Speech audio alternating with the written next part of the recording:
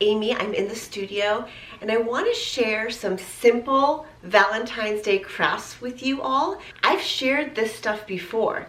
Thank you to this YouTube comment that reminded me of the craft from 6 years ago using washi tapes. I want to share that again.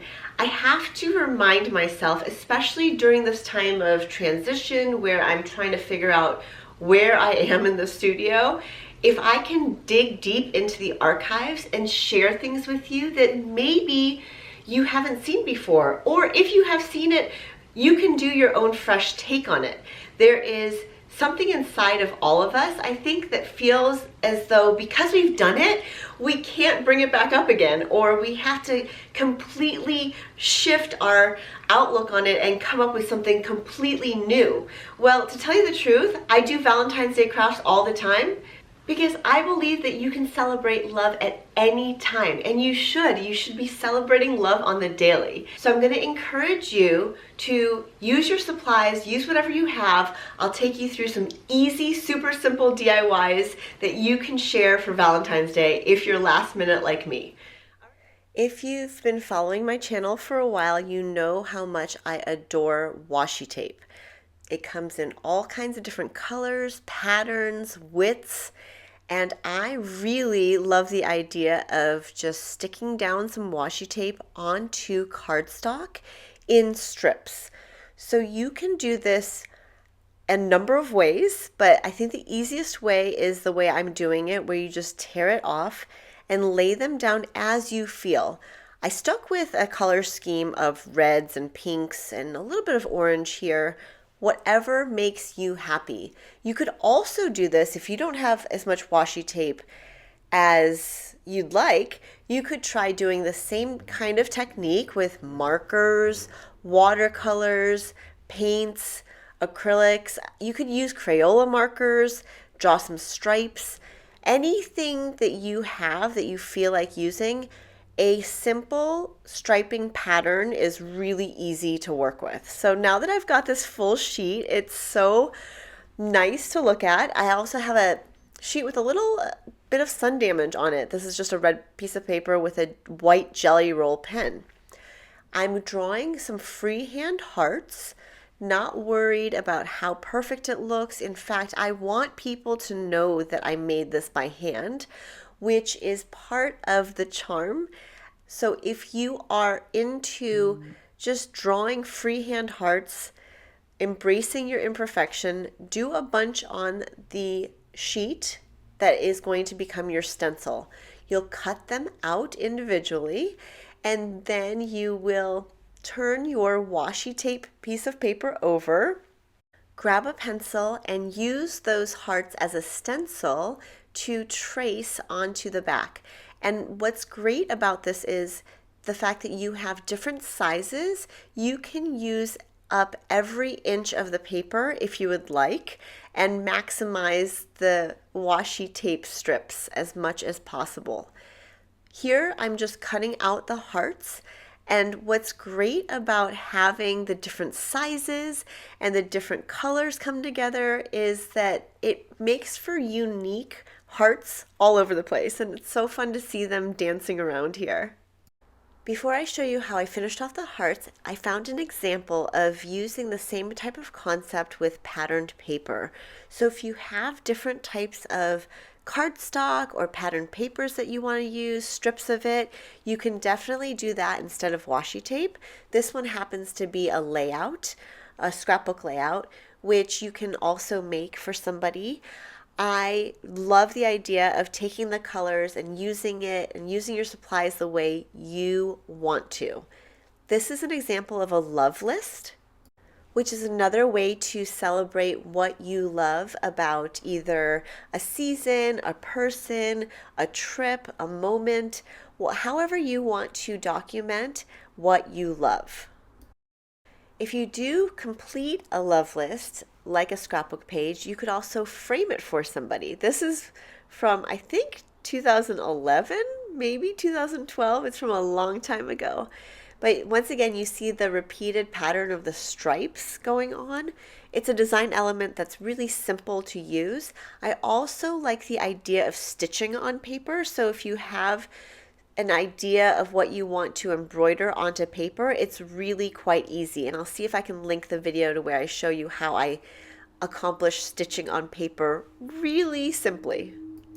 Another favorite is decorating the front of a journal or a notebook with stickers. You can do it in rainbow order or however you'd like, but it really comes together nicely and has a personal touch. Another example of something you can decorate the front of is a cover of a photo album. Back to the washi tape hearts, I've grabbed these manila shipping tags and I'm simply going to put the hearts on there along with other hearts. You can turn them into cards if you want, but I like the idea of them being gift tags as well. Also, feel free to add some Instax photos or anything to personalize them. They're really cute and easy to make. Another thing that's great is I'm taking this puzzle piece from a puzzle of Jack's, and it's a wooden silhouette of California. You don't have to use California, obviously, but you can use anything that has significance to you, and something that you may not have even thought of to use as a template, like a puzzle piece, can actually work really nicely. So here I'm just tracing the back once again with pencil, and then I'm cutting out the shape from the bigger piece and then doing a little bit more fussy cutting around it. So with that, I am going to also secure this onto a tag and write "From Cali with love." And one more idea, if you want to try your hand at watercolor brush lettering, I highly recommend taking a piece of watercolor paper or cardstock like I have here and writing out a sentiment in a variety of different colors, however you think they would enjoy it. And then you can personalize it, you can frame it, you can cut it down a little bit to frame it smaller. There's all kinds of ways that you can show your love for the people you adore. I think that there's so many simple ways that we can show our love, not just in gift giving, but in our presence with people, because I think that's actually the best present of all. When you are present around the people who love you, when they are present with you, that's the greatest gift. And this is just another version of that. Instead of saying love more, this one is going to say more love. Taking the time to make something for someone by hand is a thoughtful and wonderful way to show someone you care. If you're watching this, you likely know the power that a handmade gift holds and how fulfilling the process is for you. Not only are you putting so much love into the creation, it's a way to express love, appreciation, and affection to someone special in your life. My hope is that you feel the love all around you.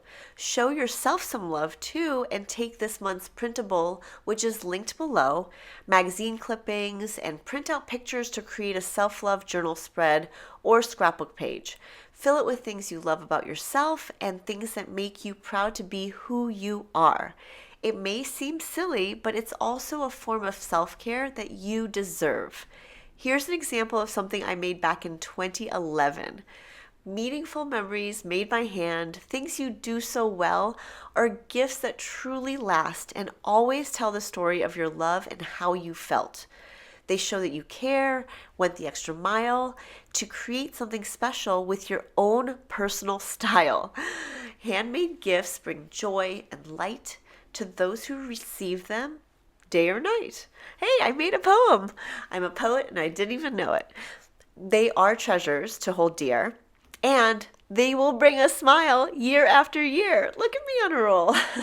So keep on creating with your hands and heart, for memories made by hand are a beautiful work of art. Let me know in the comments what is on top of your love list today. Be sure to give this video a thumbs up, and if you want to see more about how these tags were created, I've linked the video from 6 years ago below. Thanks as always for watching. One more quick thing to share, you can also document your Valentine's Day or another special moment with somebody you love onto a scrapbook page afterwards. Hope you feel inspired to get those creative juices flowing. Also, just a quick note on overthinking. We have to be gentle on ourselves and give ourselves grace, especially when it comes to stepping forward into the things that we are in most alignment with.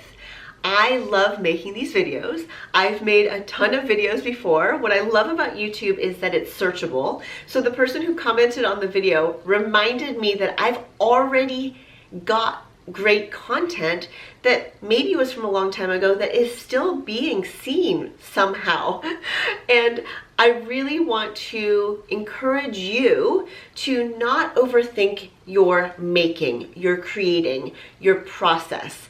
Right? Get those supplies out and make something for yourself, right? Or make something for somebody else.